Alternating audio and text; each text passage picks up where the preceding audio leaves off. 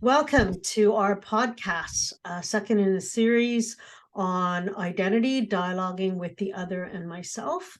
I'd like to welcome my niece and my nephew and my daughter, my nephew Devon Blaskovich and my daughter Leila Gongan Chaudhry. We're going to be exploring identity and blended origins, and I'd really like to have a great discussion with you today about that. But the first thing I wanted to get you to do as an exercise is think of yourself in the middle of a circle, you, and around our circles that are identity descriptors that get to define who you are. And maybe this will, maybe have a way for the listeners to hear about what it means to be blended and the blended origins. Leila, I wondered if you'd like to start. Yeah, sure.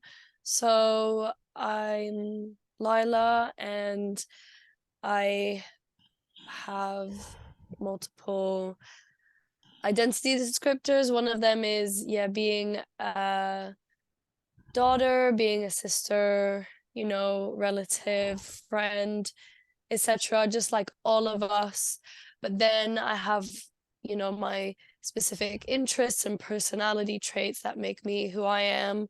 So I don't know, personality traits might be that I'm a very active person. I love to just do try lots of different things, experimental.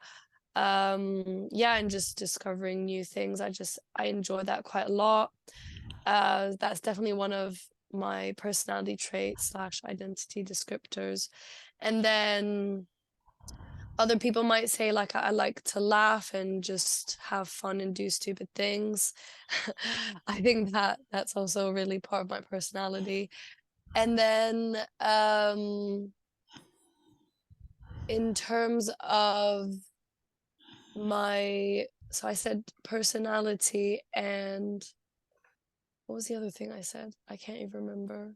What about your ethnic or national identity? How Oh how yeah. And I guess my physical appearance and like experience growing up as well, that define me are the fact that I'm quite mixed.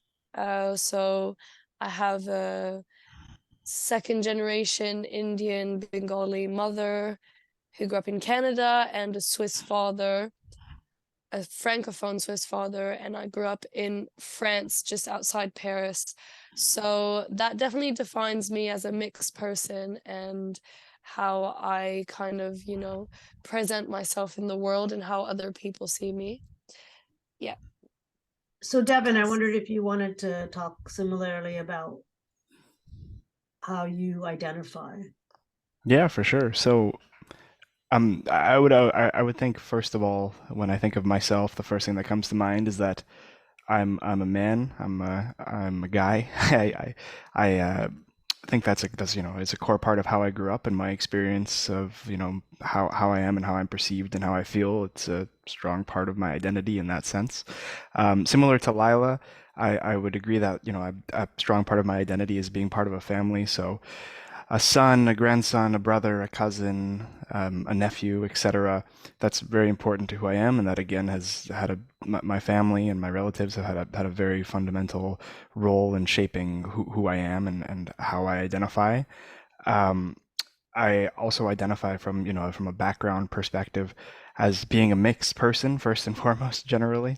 But I also identify strongly my from with my mother's side being of Bengali descent. So my mom, you're being my aunt, is also second generation Indian Canadian. She grew up and lived her whole life in Ottawa. Um, and I grew up around our grandmother who was from India, from West Bengal, and having that connection really instilled being Bengali, or at least part Bengali, is a pretty fundamental part of my identity. more on just, general things that characterize who I am. I always like to say, as anybody who knows me would say, I'm a massive soccer fan. It's a big part of who I am and my sort of day-to-day life.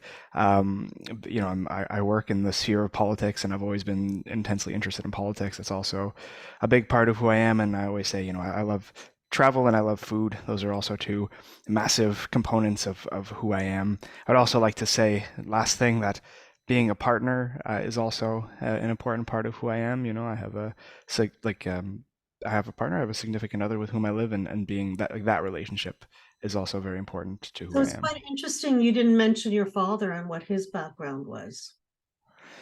Yeah, it is interesting. So, I think it's partially because on my dad's side, there is no sort of deep-seated connection to what I would consider to be like a place or some sort of hardened identity in one way or another. Like my dad's heritage is his mother was Dutch, and his father was of Polish descent. But so at least on my sort of paternal on the with respect to my paternal grandfather, whose family was, I guess, originally from Poland. They came to Canada so long ago and don't really have any relations in Poland, so there's no real attachment to that identity past the name being a Polish name.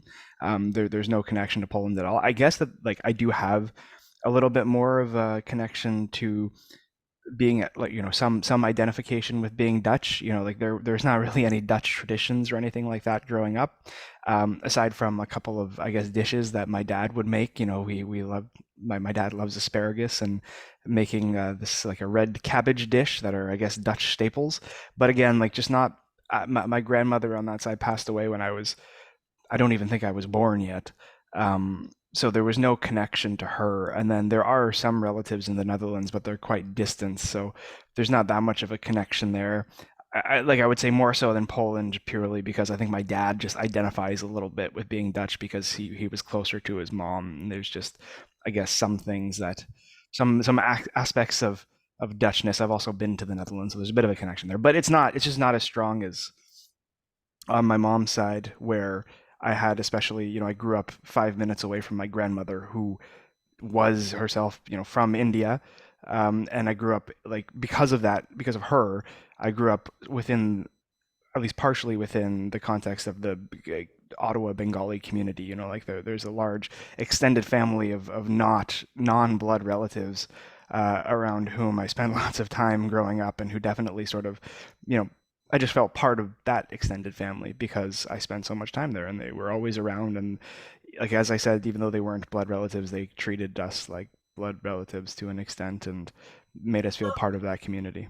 That kind of differs a bit from the way Leila grew up for the majority, although she did visit Canada, with regards to that. Leila, how did your blended origin, how did the Indian side, how did you define yourself when you were growing up? Was there an Indian element for you, even though you didn't grow up with your grandmother? Was she Sorry.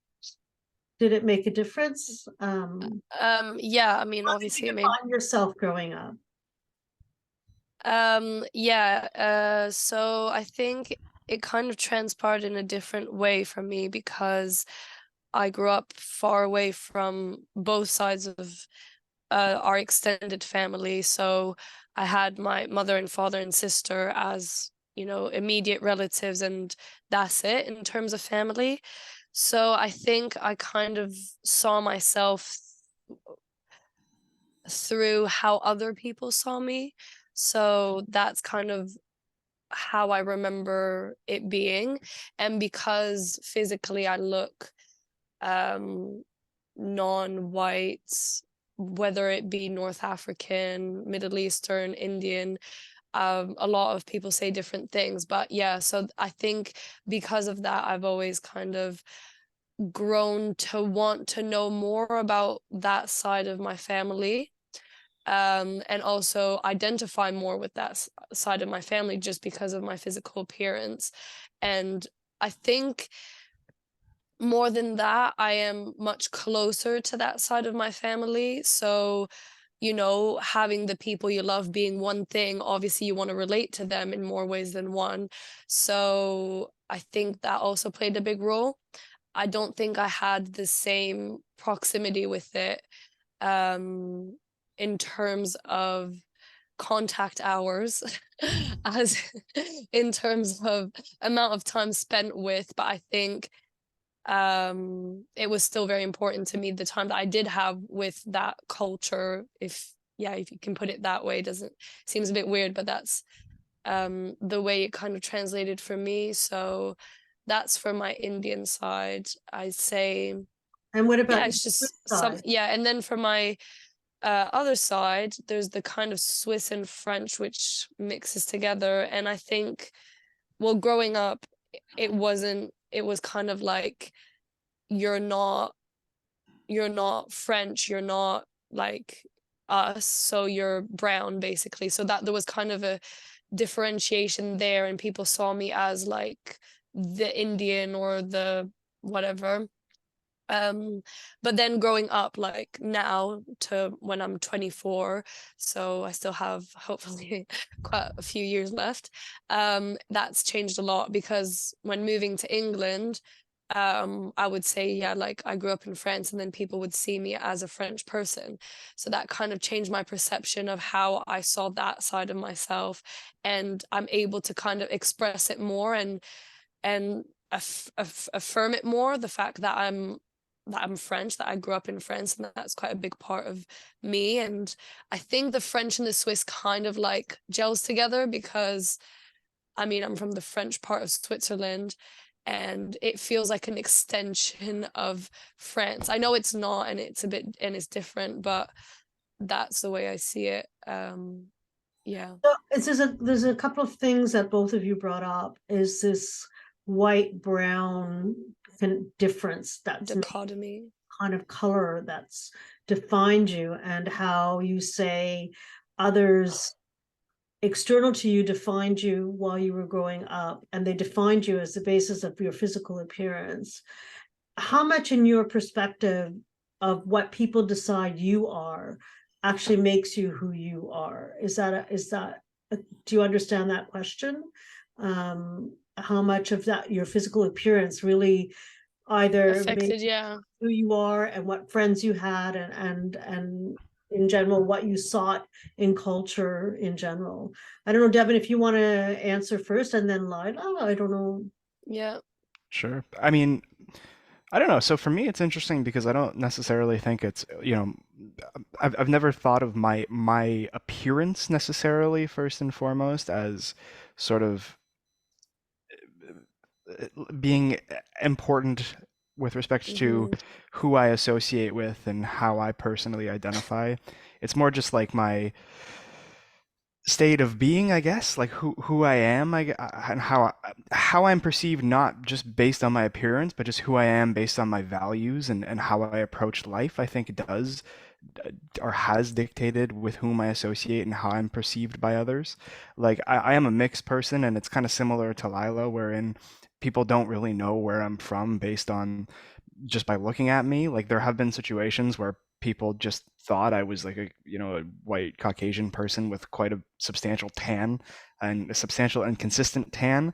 And some people have thought I'm from anywhere else in the world, from South America to the Middle East to even Asia as well, but perhaps not quite as often. But what I have noticed throughout my life is I've had sort of from an appearance perspective, I guess, that ability to be a bit of a chameleon and float between different groups in terms of, I guess, ethnicity characteristics. But I like personally identify, I think, in the way that I approach life just a lot more with, non generally speaking, like I don't ascribe fully to sort of the traditional Western way of going about things, like I think I just like I'm automatically drawn to, and people are drawn to me, who have had sort of more diverse experiences rather than just your traditional Western upbringing, with Western traditions, etc. I think I've always identified with people, and not necessarily just like one group, but people in general who have had different experiences growing up and have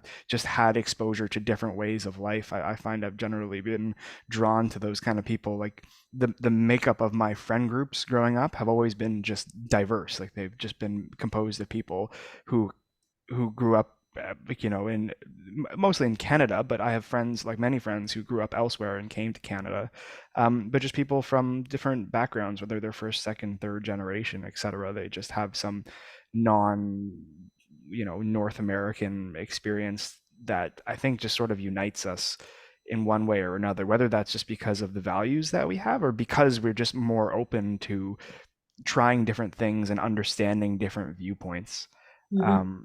And I just think that's just sort of me. It's like I just don't ascribe fully to like this normal one track way of.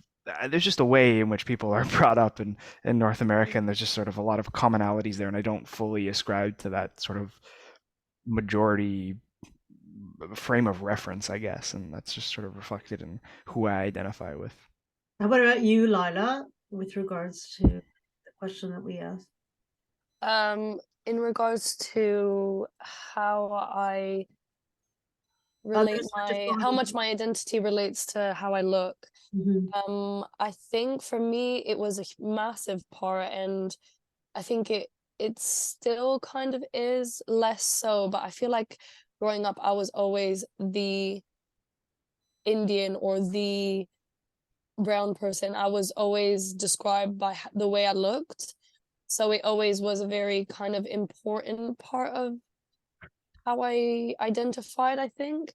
And I think only now I realize that it doesn't really it doesn't really show my true experience, because people think that I'm fully one thing or like a lot of the time, and then they realize actually culturally I'm quite European slash have had experience with Indian Bengali culture. But yeah, so it's interesting, I think, um now getting more to adult life, it's changed a lot. But yeah, I think the way I look definitely, when I first meet when I first meet someone to when I become like close with them, there's definitely kind of an expectation of me being one thing, and then their perception of me changing throughout um time. And then yeah, so I think growing up I kind of dabbled in a lot of different friendship groups. But I've always, yeah, and just like Devon, been described as a chameleon, and I adapt very easily to any type of people.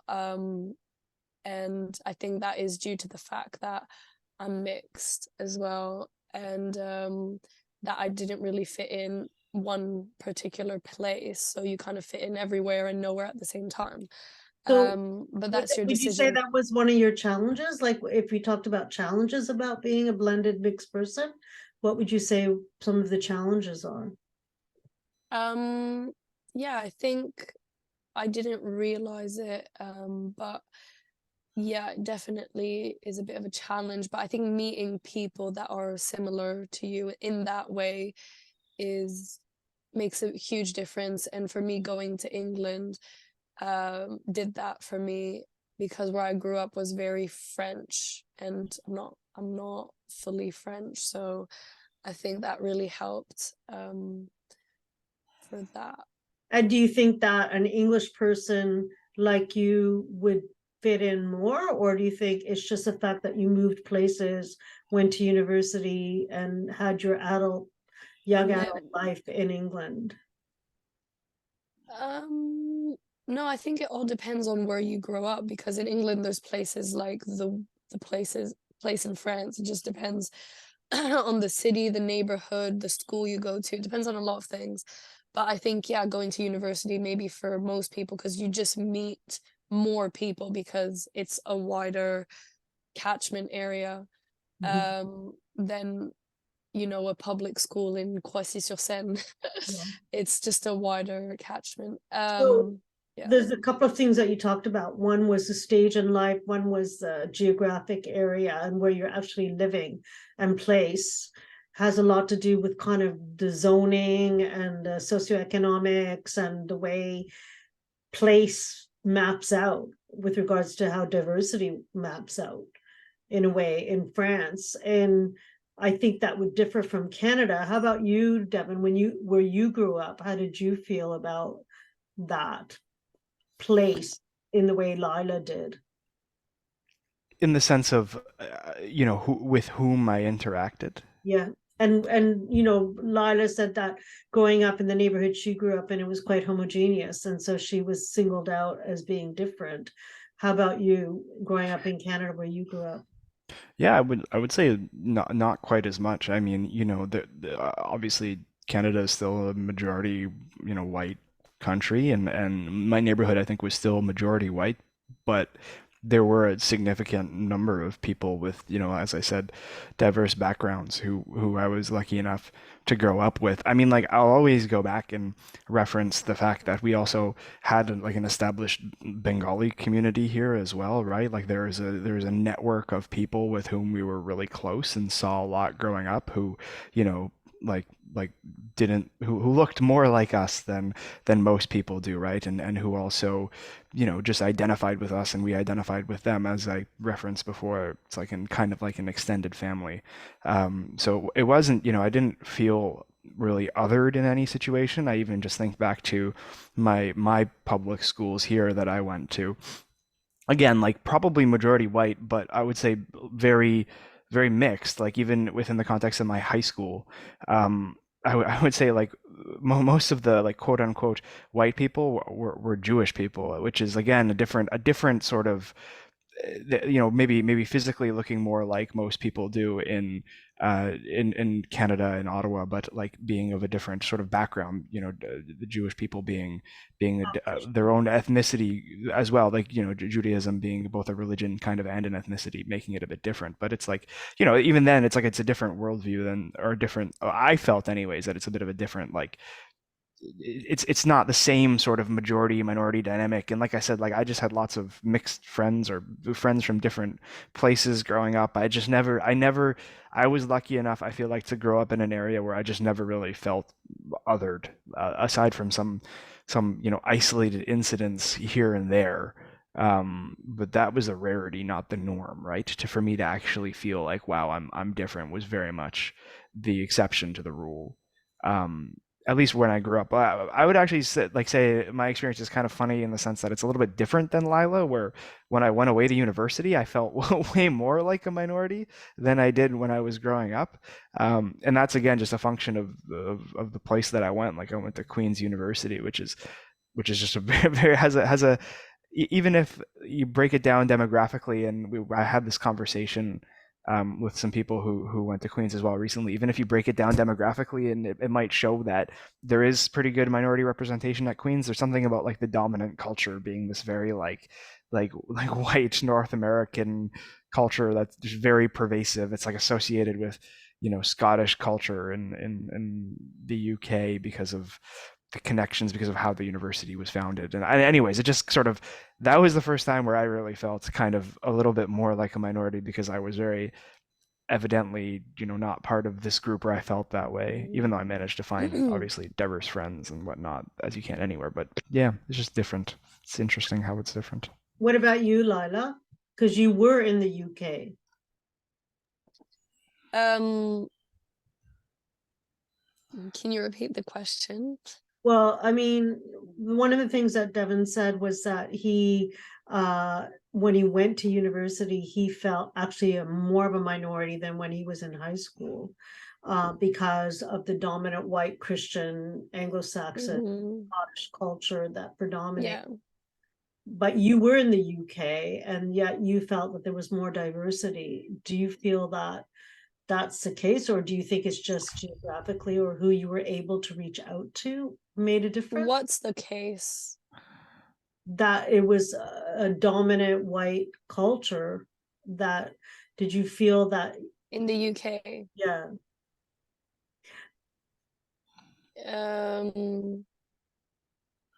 Well, Probably, but no, there wasn't like, no, the university didn't really have like a culture of being one thing. I Right. think I think I understand what Devon's saying, as in like Queens had this kind of majority and history linked to yeah, just a culture, and I think that's There's a strong yeah. like at Queens it's like a very like tradition oriented institution, right? Like there are just sort of Mm, like behaviors and practices and yeah, just the way people go about doing things is, you know, it's the way they've done it for a very long time and just, mm, you know, because of the nature of how this country was formed, things that have been around 100 years ago are going to be based primarily on like, you know, white Anglo-Saxon Christian traditions, yeah. and that's sort of really carried through at Queens. And because of that, I think you get like a cohort of people that identify with those traditions, and it makes it a little bit more hetero or homogeneous Hmm. than other institutions. You know, like in Yeah. Canada, I have friends who went to the University of Toronto, which does have traditions, but it's just always been a little bit more of a it's just a wider Mix and catchment match. area, as you said, right? Yeah. Like Queens is a smaller school, and Hmm. because most everybody has to live away from home to study there, I think it requires people to have a little bit more money as well, and you end up with just like a specific cohort. Whereas other schools, it's not quite the same. Yeah. Um, Yeah. anyway, sorry. No, I definitely wouldn't say that about Sussex. About Bright. Well, I mean, where I went to university. Um, or unless there is, and I just didn't feel it. But no, I think because of the fact that it's quite big for international development and international relations and just international studies in general, I think that probably is the reason why. And it allowed me to meet people from all over the world, which I didn't have as much the opportunity to before in high school. So yeah. So it's interesting. There's a couple of things that you brought up. One was the diversity, and that actually fitting in for you was actually not with one culture, but with a diverse group of people. And that notion that meeting people from all over the world made you feel more at home than being with one culture. Is that true? Is that you know, when you're saying challenges of blended origin, I think one time you said it was like not being able to be accepted in one culture or another. I don't know, Lila or Devon, one of you did say that. I don't know, Lila, if you wanted to just comment on that. I think that yeah, it's definitely more a notion of being with people that have diverse experiences more so than being with people that are only part of one single culture and only see their culture as like reality, the truth, the answer. And that goes for anyone that is only interested in one one culture. And it goes back to just being kind of narrow-minded and not open to know about other ways of doing things. So it's kind of just a way of seeing the world. And because we're mixed, I think it would be hard to kind of relate 100% to people that are very single-minded about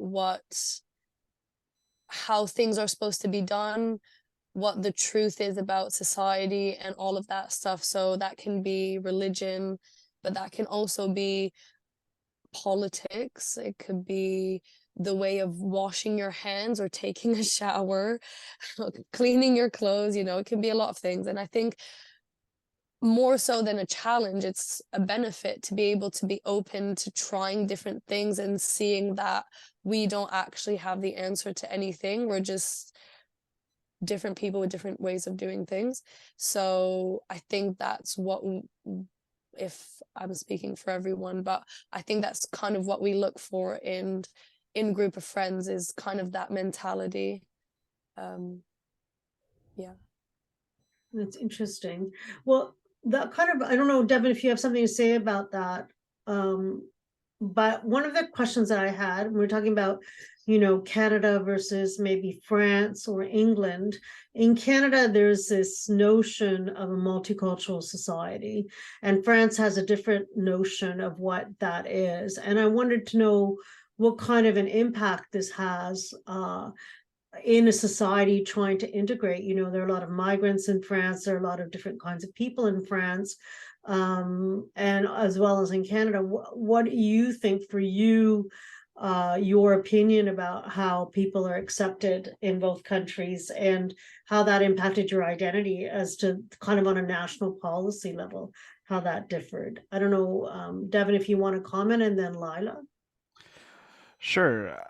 I mean, in my experience, like multicultural policies in Canada, I don't know that they're necessarily extremely salient in my day-to-day life, or even in the day-to-day lives of most people at this point, like this explicit stated notion of multiculturalism. The country is just pretty multicultural differently. I would say what has a bigger impact, or at least what I've noticed has a bigger impact on feelings of acceptance when it comes to diverse peoples, is geography. Canada being the second largest country by land mass on Earth, our population, although it's all pretty compact and close to the U.S. border, it's still spread out across quite large areas. Like the three largest cities in Canada, the biggest two cities are kind of close, but then the third largest is, it takes as long to get from Toronto to Vancouver as it does to get from Toronto to London. So there's a big difference, and um, I find in Canada, you know, it matters if you're in Quebec, if you're in Ontario, or if you're in BC. It also really matters if you're in an urban setting or a rural setting. Like in this country, the closer you get to the center of cities, the more likely you are to experience, or to, as a person of, the non-majority background, I feel like you're more likely to feel accepted the closer you get to any of our major city centers. And that's just how it goes, because people from who have come from elsewhere tend to kind of cluster in those areas, and you end up with, because of that, just by sheer numbers, you change the way people think, and you change the way that like society behaves towards different people. Like it's not, I think this holds generally for most places in the world, or at least in the Western world, where you see that the center of cities, or closer to urban centers, tends to just be a little bit more progressive. And I think that's just because that's where people cluster, and then it's just harder to discriminate when a lot of people are from different Mm. backgrounds. But again, like, it also matters, the policy matters, I guess, a little bit within Canada, when you look at like Quebec, where they, I think, kind of, and Lila can speak to this right after I finish very quickly here. Like the feeling of minorities, the experience of minorities and of immigrants in Quebec is going to be different than it is in the rest of Canada, both because of the language and just because of the way that it's expected that you conform to the way of life, or the way that the Quebecois see their society, which is just different than the rest of Canada. And just to Where say that they struggle to maintain an identified culture in relation to the Anglo-Saxon English culture, so that it was a struggle for them to keep their culture in the context of the formation of the country of Canada as it is now. Exactly, right. Like the Quebecois, they want to keep the Quebecois culture because it's faced, pressure. It's faced extinction since the founding of the country. So they're more protective. So they're not as open to different cultures coming in and introducing different cultures, because they want to preserve their stronger culture. Whereas in the rest of Canada, I guess that's where that stated policy of multiculturalism is much more salient, where people are allowed to express themselves a little bit more without, people aren't, there's less of an animosity towards difference in the rest of Canada, I think, because of just because of numbers, as well as just, it's just, there's less of a sense of persecution amongst the white Anglo-Saxon folks. But then again, when you go to rural settings, it's all flipped, because there are just fewer people, I think, generally speaking, of minority backgrounds. So they're just, people aren't used to meeting people who come from, Asia, in the middle of, somewhere, some small town in Saskatchewan. You just, there haven't been as many people that have come through from different places, and they tend to be a little bit less welcoming as a whole, generally speaking. That's a generalization, but yeah, that's my sort of take on What about Canada. you, Lila? What do you think about that I notion? mean, I definitely agree that, there's the rural, urban kind of difference for France. but I can't really speak for everyone. I mean, I've seen things, I've learned things, and I have my own experience, but I still can't speak for everyone. And France definitely has like a very, you know, controversial history, and with, you know, with slavery, with colonization and all of that, and that has an impact today. You can see that it still has an impact today. And in terms of how that plays out, definitely in an urban setting, it's more accepting, but there's still a wider segregation that plays out geographically within different neighborhoods, being more, yeah, there is a bit of a ghettoization. There was a ghettoization of migrants initially. Now it's trying to, you know, there's policies to, you know, get more people, more diversity everywhere, but there's a huge barrier to that, which is the fact that you are not allowed to do ethnic statistics, so pick up what people's ethnicities are. And because of that, you're kind of drowning an issue, because you're saying that racism doesn't exist because everyone is treated the same by the law. But in fact, that is really not the case, because, you know, with social media today, you get to see the lived experiences of so many different people. And in France, there's a constant thing that comes up of people from North African origin with North African Arabic names, not being able to get jobs, not being able to rent flats. And then some of them change their names and suddenly they're able to get jobs and they're able to get flats. So I think that sole kind of fact that you're not allowed to pick up on what people's ethnicities are is drowning a major issue. And it's done on the principle that it's a secular country and that people shouldn't be differentiated by what their religion or their race or their ethnicity is, which is great, but in practice it doesn't work because it was implemented at the time of a dichotomy between Christian and Protestants, but now it's not a dichotomy, it's just a melting pot of loads of different cultures. And that's where I see England working a tiny bit better. Not England, but maybe more London working a bit better, because people are allowed to show their culture, people are allowed to express their culture, whereas in France it's kind of like you're allowed to be it, but hide it so we're a bit more uniform. So it's really hard, I think, as a nation to kind of bring those things together, and it's something that has to evolve. It can't happen overnight. Generations have to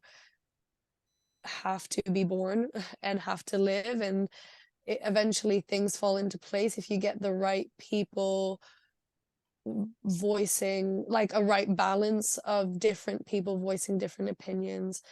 That's just my personal opinion of my experience, what I've seen of the countries I've lived in, but it's definitely not, I mean, I don't know everything, so I hope that's clear. But in my personal experience, definitely that has had an impact, because the way people saw me through those lenses of, you know, you are from that migration, well, people thought I was from that migration wave, and the way you're treated in school and in public places just is quite different to other people. But yeah, that's my opinion on that.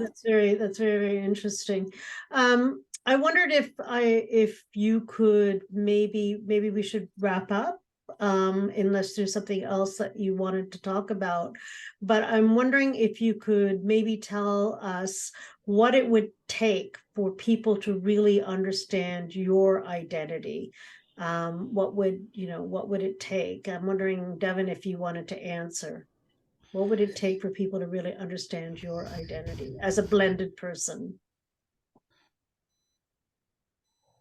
That's a very tough question because I think it depends on on who the person is too, right? Because Yeah. it depends on how open a person is to truly trying to empathize with my experiences and see things from my perspective.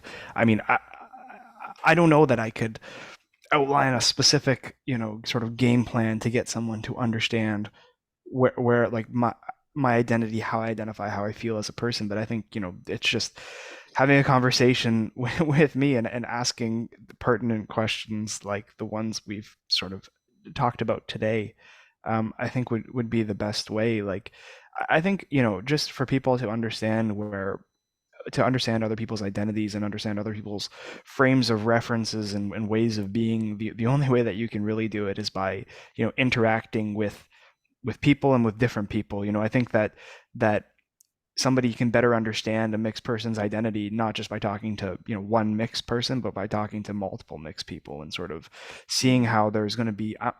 I'm sure there, as there is between me and Lila, there are many differences in the way that we identify and our experiences in the way that we grew up, but there also are a lot of commonalities, right? There's a lot of common strands, and the only way that people can really understand other people is by earnestly interacting with them and by asking questions and by trying to empathize and not, you know, not coming in with any preconceptions about how one might feel or one might be or the way that people in general, I experience the world, because like there are commonalities, but there's no universality, right? Like people's experiences are always going to be different, and it's just That's about. very interesting. There's commonalities, but no universalities. Very interesting. Mm, Yeah, I mean that holds for mixed people, but for everybody in general. Yeah.